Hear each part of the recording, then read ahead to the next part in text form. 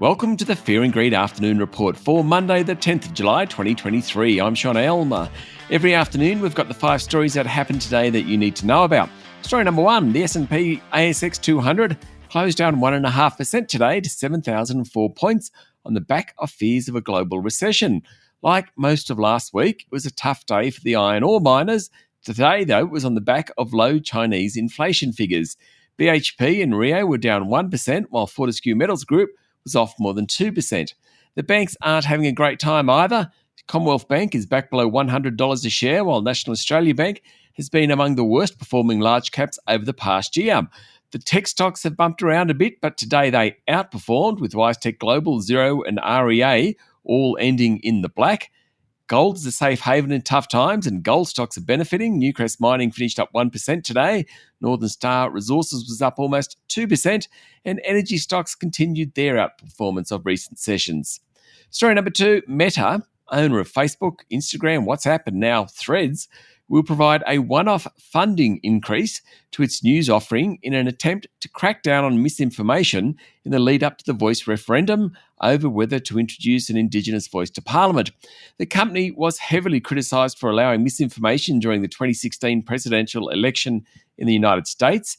It now has a process for addressing controversial public events, and its public policy boss, Mia Garlick, said the process will be used for the referendum scheduled for later this year. Meta will give an undisclosed amount to a bunch of media groups to boost their fact-checking programs which identify false articles. Meta will warn users about sharing links to those articles, limit how many people see the links from those who ignore the warnings, and add a disclaimer to readers. Story number 3, pressure is mounting on former Prime Minister Scott Morrison as the fallout from the illegal robo-debt scheme grows. Current Prime Minister Anthony Albanese says it's a decision for Morrison, but his own party, that's Morrison's own party, aren't exactly rushing to support him. Coalition MPs are reportedly saying it's up to him to decide whether to stay on after the Royal Commission blasted his behaviour in relation to the scheme. They're not exactly rushing to his defence. Outspoken Tasmanian Liberal MP Bridget Archer said it's difficult for the party to move on after Morrison issued a statement rejecting all the adverse findings against him. By contrast, Nationals MP and former Deputy Prime Minister Barnaby Joyce said he's apologetic for the suicides that occurred after vulnerable people received Centrelink debt notices generated from the scheme. Even the Cronulla Sharks Rugby League team is considering revoking Morrison's number 1 ticket holder status if he's found guilty of negligence or wrongdoing over the robo-debt program. Story number 4, Ardent Leisure's share price jumped 13% today after providing a positive financial year update. The owners of Dreamworld, Whitewater World and Skypoint Observation Deck, which have had a very rough run in recent years, today said unaudited revenue is up $70 million. That's from the last financial year.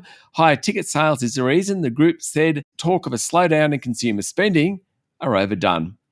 In story number 5, US President Joe Biden is to visit Windsor Castle for tea with King Charles III, and climate change is likely to be top of the agenda. The visit will include a royal salute and a viewing of US-related artefacts. Biden and the King will also host a forum that will focus on how to encourage private companies to engage in more clean energy efforts, specifically in developing economies. Now, Biden didn't attend the coronation in May. He sent his wife, Jill Biden, instead. He last had formal talks with Charles, who was then Prince of Wales, in November 2021 at the COP26 United Nations Climate Summit in Glasgow. He also attended the state funeral for the late Queen Elizabeth II. Now, before he visits Windsor Castle, Biden is due to meet British Prime Minister Rishi Sunak as well. That's it for the afternoon report for Monday, the 10th of July, 2023. Michael Thompson and I will be back tomorrow morning with a Tuesday edition of Fear and Greed. I'm Sean Aylmer. Enjoy your evening.